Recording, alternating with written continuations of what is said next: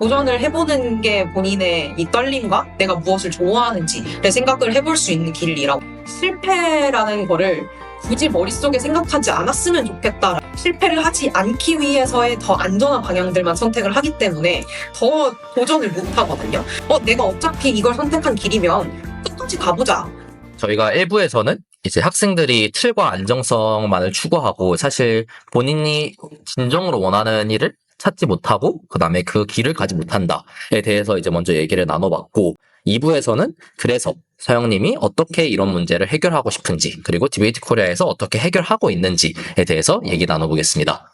2020년에 세계 대학생 영어통합대회가 끝나고 나서 이제 디베이트 코리아의 방향성도 바뀌고 그다음에 서영님의 가치도 바뀌었다고 1부에서 말씀해 주셨잖아요. 그렇게 이제 바뀐 가치를 실현시키기 위해서 가장 처음으로 한 게 어떤 일인가요? 근데 굉장히 아이러니하게 제가 선택한 거는 디베이트 코리아를 떠나보자 였었어요. 실제로 디베이트 코리아 한 3개월 정도 떠났고요. 세계대학생 토론대회가 2021년 7월에 딱 끝났는데 저는 10월부터 10, 11, 12월을 다른 회사에 잠깐 파견 근무를 나가 있다 왔었어요. 세계대학생 토론대회를 경험을 하고 조금 더 우리가 이 소통 문화라는 거를 확산을 하는 활동들을 하기 위해서는 어떠한 역량과 능력이 필요할까라고 혼자서 스스로에게 되뇌어 봤을 때 저는 대학교 때부터 지금까지 계속 다른 곳에서 인턴을 해봤었던 적도 없고 디베이트 코리아에서만 일을 하다 보니까 이것도 한 3년 차가 지나니까 너무 똑같은 생각만 하고 있는 것 같은 거예요, 제가. 그래서 계속 고인다, 맞아, 어떻게 보면.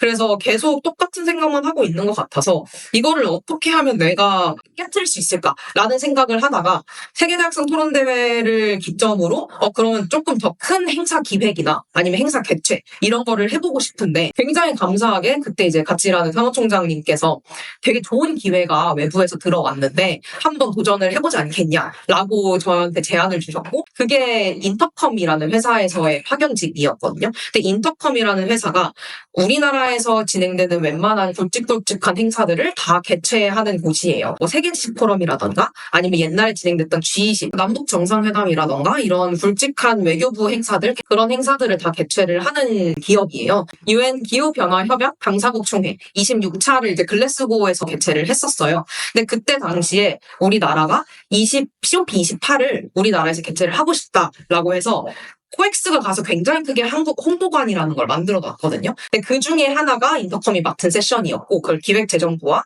그다음 한국수출입은행 이렇게 같이 해가지고 세션을 기획을 했는데 인터컴이라는 회사에 들어가기로 한 결심 자체는 언제 제가 COP를 직접 경험을 해볼 수 있겠어요. 다른 나라에 가서 그것도 세계적인 행사인데 UN 행사인데 그래서 UN에서 개최를 하는 그런 행사들은 어떠한 구조를 갖고 어떠한 식으로 운영이 되며 이들의 방식이 뭘까라는 거를 너무 배우고 싶은 거예요. 언젠간 제가 그리는 제 미래에도 이런 큰 행사들을 개최를 하고 싶어서 또 되게 감사한 기회로 12월 달에는 이제 UN 평화유지 장관 회의까지 개최를 하고 마무리를 짓고 올 수 있었죠. 그래서 굉장히 아이러니하게 저는 디베이트 코리아를 계속 해야겠다라고 생각한 순간 잠시 떠나갔다 왔습니다. 그래서 글래스고를 갔다가 이제 다시 돌아와가지고 이제 다른 수단으로 디베이트 코리아의 가치를 표현하려고 하셨다고 말씀하셨는데 그러면은 이제 갔다 와서는 어떤 활동들을 그 다음에 하게 되었나요? 그냥 일반적인 토론 행사를 개최하고 싶지는 않은 거예요. 왜냐면 영어 토론도 저희가 해봤지만 토론이 가져다주는 이점이 굉장히 큰데 그에 반해서 안 좋은 점 중에 하나가 찬성과 반대가 나뉘어져 있다 보니까 내가 맞다는 걸 증명하기 위해서는 너는 틀려를 계속 해야 하는 거예요. 근데 우리가 원하는 가치는 토론이 수단일 뿐인 거지 이게 목적이 되지 않았으면 좋겠는데 토론 대회라는 거를 계속 하다 보니까 목적이 될 수밖에 없는 상황이 되어버린 거죠. 우리가 원하는 거는 대한민국 대학생들에게 더 많은 기회를 주는 거고 그렇게 처음으로 개최가 됐던 행사가 KB 솔버톤 대회입니다. 2022년에 개최된. 일반적인 뭐 공모전이라던가 아니면 해커톤이라던가 이런 방식으로 하면 결국 내 거 열심히 잘 만들어서 이제 남들 이겨서 1등 해야겠다 이런 방식인데 그러면 솔버톤 같은 경우에는 어떻게 달랐나요? 솔버톤은 솔브 플러스 마라톤이어가지고 정해진 시간 동안에 내가 해결하고 싶은 문제에 대한 솔루션을 갖고 나오는 그런 방식이에요. 저희가 그 안에서 가장 크게 생각했었던 거는 형식인 토론 대회인 건 맞지만 어찌됐건 간에 찬성 반대가 아닌 내가 생각하는 솔루션이 너의 솔루션보다 더 나은 방향으로 가는 길이야를 증명을 해야 되기 때문에 너 거가 틀려 아니고 어떻게 하면 나의 정책, 나의 솔루션이 상대가 얘기하는 정책보다 어떠한 측면에서 더 우위에 설 수 있는 거고 이게 어떻게 보면 우리가 나아가고자 하는 방향성에서 어떻게 더 도움이 되는 거지? 라는 굉장히 다각화된 면에서의 고민을 하게끔 만들어요. 그 주제 자체가 KB랑 같이 했기 때문에 KB의 미션인 세상을 바꾸는 금융. 그래서 넘버원 금융 플랫폼이 되기 위해서는 어떠한 걸 해야 할지를 테마를 놓고 이제 이들이 경쟁을 했는데 이 정해진 테마도 사실 굉장히 넓어요. 뭐 ESG, 글로벌 이렇게 되다 보니까 얼마나 많은 친구들이 각자 다 다른 솔루션을 갖고 나왔겠어요. 그럼 그 솔루션을 바탕으로 내가 내린 솔루션이 이러한 부분으로 봤었을 때 너 거보다 훨씬 더 큰 뭐 수익성인 측면을 갖고 올 수 있다던가 사회 공헌적인 걸 갖고 올 수 있다던가 라는 다양한 측면에서 고민을 하다 보니까 알게 모르게 이 친구들이 고민을 하고 이걸 준비하는 과정 속에서 자신들이 공부를 더 많이 하고 다양한 사람들과 이제 퍼실리테이션을 거치면서 생각의 확장이 저절로 일어나는 거죠. 본인이 생각할 수 없는 시간 동안에. 그렇다 보니까 수단을 토론으로 집어넣었는데도 불구하고 토론 대회를 한 번도 해보지 않았었던 친구들도 굉장히 많이 나왔고 토론을 진행을 했는데 너의 아이디어가 너무 나는 혁신적이었다.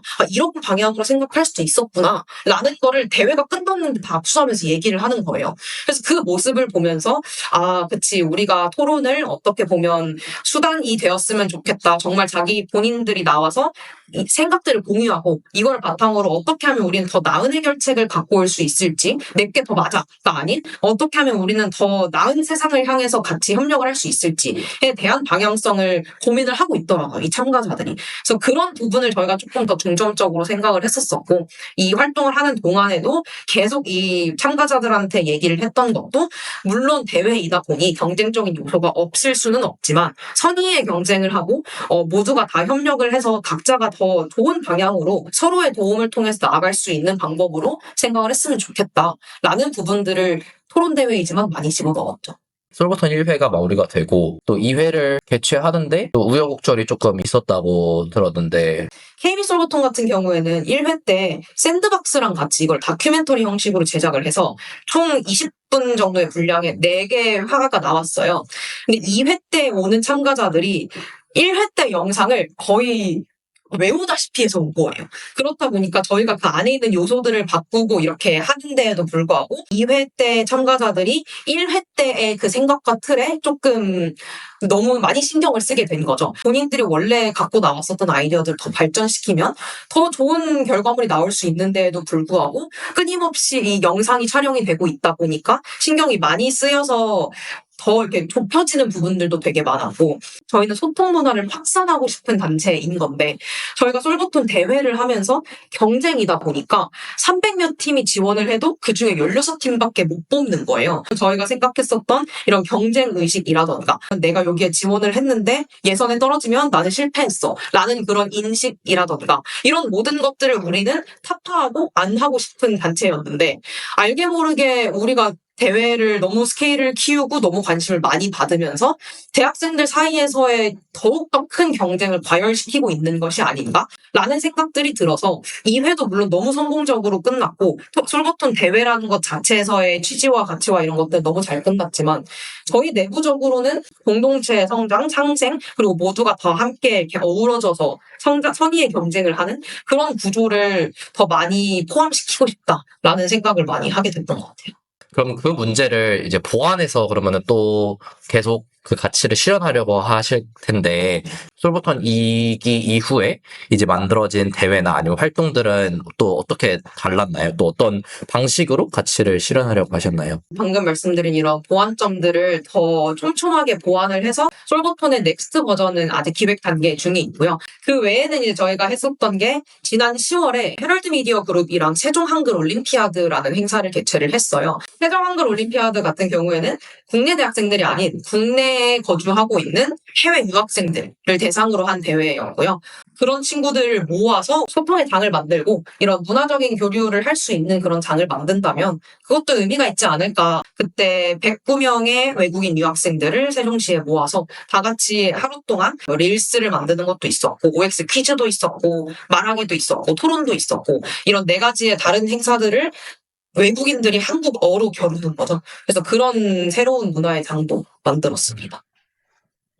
지속적으로 이제 솔버톤부터 시작해서 그 후에 여러 활동과 이제 유치한 행사들이 서영님께서 생각하시는 이제 학생들이 조금 더 주체적으로 자신들의 목소리를 내고 생각하고 그 가치를 이루기 위해서 일어나가고 있는 것 같아요.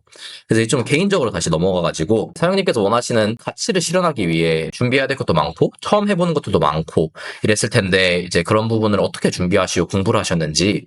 저라는 사람 자체가 새로운 일을 하는 거를 되게 좋아하는 사람이거든요. 웹사이트를 만드는 것부터 시작해서 영상 편집 배우고 뭐 책자를 만들고 이런 툴들을 사용하게 되고 되게 다양한 일을 했는데 그것들을 저는 내가 이걸 어떻게 해 보다는 어느 순간 보니까 그냥 하고 있더라고요. 그래서 그냥 첫 번째 시작점이 어려운 거지 이거 어떻게 하지? 라고 좀 찾아보면 좀 왠지 할 수 있을 것 같은데 왠지 할 수 있을 것 같은데 하는 것들이 쌓여서 사용할 수 있는 툴들도 늘어나게 되고 그거를 베이스로 한 새로운 툴도 고급화되게 사용할 수 있게 되고 그렇게 된 것 같아요. 그래서 공부는 사실 막 어디를 가서 내가 본격적으로 앉아서 배워야지 이것보다는 유튜버가 사실 굉장히 잘 되어 있고 그리고 그 외에도 뭐 주변 친구 지인의 도움도 되게 많이 받았고 하다 보니까에 늘어나는 것도 굉장히 많아졌고 공부를 통해서 내가 무조건 전문적이게 돼야겠다 이런 것보다는 이제 그때그때 닥친 문제를 해결하기 위해서 조금 능동적으로 그때 필요한 이제 스킬들을 공부하고 이제 유튜브를 통해서 배우고 이제 주변 리소스를 활용해서 이제 학습한 거라고 생각하면 될까요? 네, 맞습니다. 알겠습니다. 이제 인터뷰가 막바지로 다다르고 있어요. 이제 인터뷰의 가장 중요한 질문이 남았는데요. 이제 서영님께서는 이제 디베이트 코리아에서 일하면서 방향성을 갖추게 되었는데 그럼 다른 학생들은 어떻게 자기만의 떨림을 찾을 수 있을까요? 많은 곳에서 물어보고 대답도 사실 다 비슷비슷한 것 같아요. 많은 곳에서 나오는 거에서. 그래서 제가 하는 답변도 막 그렇게 획기적이진 않을 텐데 결국에는 그걸 찾을 수 있는 방법이 자신만의 방향성 혹은 자신이 원하는 그 길대로의 끊임없는 도전인 것 같아요. 근데 이 도전이 막 거창하게 또 도전인 거지. 그게 아니라 일상에서 매일매일 하고 있는 것이 다 도전이라고 생각을 하거든요, 저는. 그렇기 때문에 본인이 두려워하고 있는 것 혹은 본인이 나 이런 거 해보고 싶은데 지금은 아닌 것 같은데 싶은 것들이 하나씩은 다 있다고 생각을 해요. 근데 그런 거를 도전하는 것부터가 시작이라고 생각을 하고 본인에게 만약에 좋은 기회 혹은 그러니까 좀 무서울 수는 있지만 어떤 제의가 들어왔다. 근데 이거 해보는 거 재밌을 것 같은데? 라는 생각이 조금이라도 든다면 물론 이걸 하는 게 맞는 걸까에 대한 고민은 더 많이 해야겠지만 그런 기회들이 들어온다면 도전을 해보는 게 본인의 이 떨림과 내가 무엇을 좋아하는지를 생각을 해볼 수 있는 길이라고 생각을 하고요. 저 또한 디베이트 코리아를 맨 처음에 시작할 때 지금까지 하고 있을 거라고 생각을 못했어요. 그리고 디베이트 코리아를 하면서 제가 해왔었던 수많은 것들을 하게 될지도 몰랐고 제가 무엇을 좋아하는지 무엇을 싫어하는 사람인지도 몰랐어요. 무엇을 잘하는 사람인지도. 하지만 디베이트 코리아에서 정말 다양한 것들을 하다 보니까 나 이런 거 재밌어 하네? 나 이런 거 좋아하네? 라는 것들의 선이 조금씩 생기더라고요. 그래서 그런 것들이 생기다 보니까 그런 방향으로 더 나아가서 나의 즐거움을 찾게 되고 이 모든 것들이 오는 게 다 도전인 것 같거든요. 그래서 어떠한 기회가 들어오더라도 나 이거 그냥 해볼래 라고 생각을 하면 도전을 해보는 게 있었으면 좋겠고 동시에 이 도전의 반대말이 실패인 것 같은데 이 실패라는 것도 사실 막 너무 그 단어 자체가 너무 부정적이잖아요. 근데 그렇다고 또 막 도전은 실패는 성공의 어머니입니다. 이런 얘기를 하고 싶진 않고 실패라는 거를 굳이 머릿속에 생각하지 않았으면 좋겠다라는 생각을 굉장히 많이 하면서 살거든요, 저는. 왜냐면 내가 실패하면 어떡하지? 라고 생각하는 순간부터 모든 게 다 실패의 길로 가게 돼요. 내 머릿속에서는 결국에는 실패를 하지 않기 위해서의 더 안전한 방향들만 선택을 하기 때문에 더 도전을 못 하거든요. 근데 오히려 내가 어차피 이걸 선택한 길이면 끝까지 가보자. 이게 뭐 어떻게 되던 결과가 나에게 더 큰 교훈이 된다면 그러면 그건 내가 언젠가 살아가는 데 도움이 되지 않을까? 라는 생각을 하게 되면 크게 실패라고 안 느끼게 되더라고요. 그래서 주어진 기회를 잘 잡고 그리고 그 기회의 성과가 어떻든 간에 그 기회를 경험으로 승화시키는 게 참 중요한 것 같습니다. 이렇게 해서 한서영님과의 인터뷰 마무리하겠습니다. 남들과 같은 평범한 인생을 살아오다 찾아온 기회를 적절히 잡아 자신만의 방향성을 찾고 지금 달리고 있는 서영님의 이야기를 통해 여러분도 자기만의 떨림을 찾기 바랍니다. 서영님 오늘 나와주셔서 감사합니다.